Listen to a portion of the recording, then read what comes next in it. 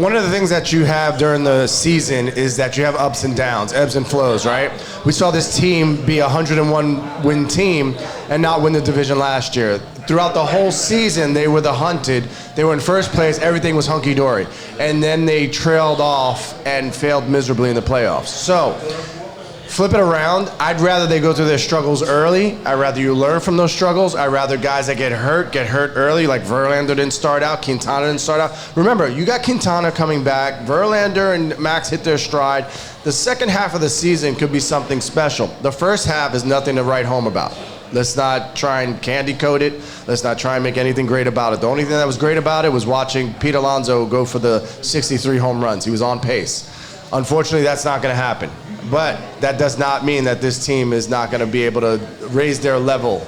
They need to stop playing to the level of their competition because they've had chances against an easy schedule to do some things, and yet they've come up short time and time again.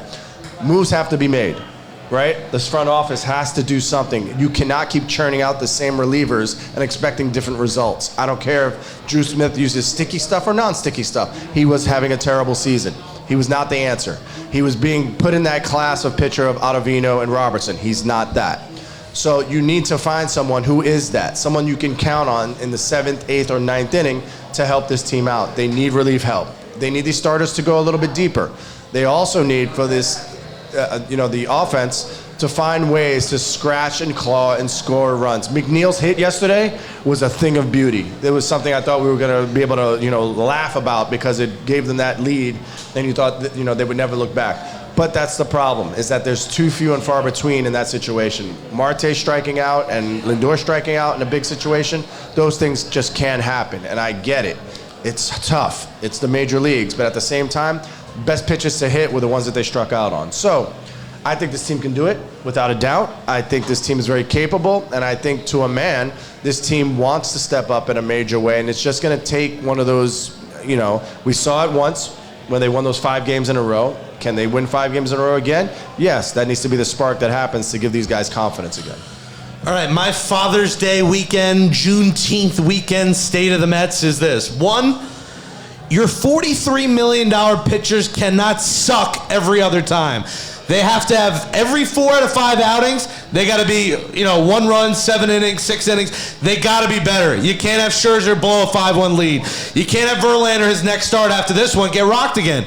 He's got to be better. This is $86 million. That is 25% of your payroll in 2 pitchers who have not been good. If they're not good, the season's over, plain and simple. 2, you need to get Daniel Vogelbach off this roster and get someone that can play on the roster, and that's Mauricio. I don't care, if he can't hit breaking balls, let's see it up here.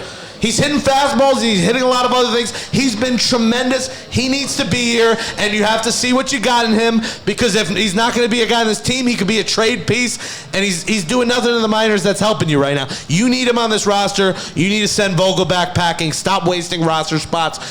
3, the bullpen's got to step up. Listen, Adam Ottavino's got to be better. Brooke Raley's got to be trusted more. And when Drew Smith's come back, like you said, he can't suck. He's got to be better. And the Mets got to get an arm up. Give me Lavender, give me McFarland. McFarland's been in the league for a decade. He's a journeyman. He's having a great year in the minors. Let me see what McFarland's got, because I don't want to see any more of these retreads out there blowing games or 5th, 6th inning. They need better bridge guys like Trevor Williams was for this team.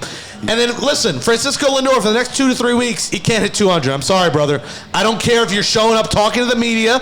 I don't care if you're playing great defense. You got to hit the baseball. You got to get on base 2 times every night when Pete Alonso's not here. And I like Lindor, and I don't think you should bench him. I like the trade. I like the signing.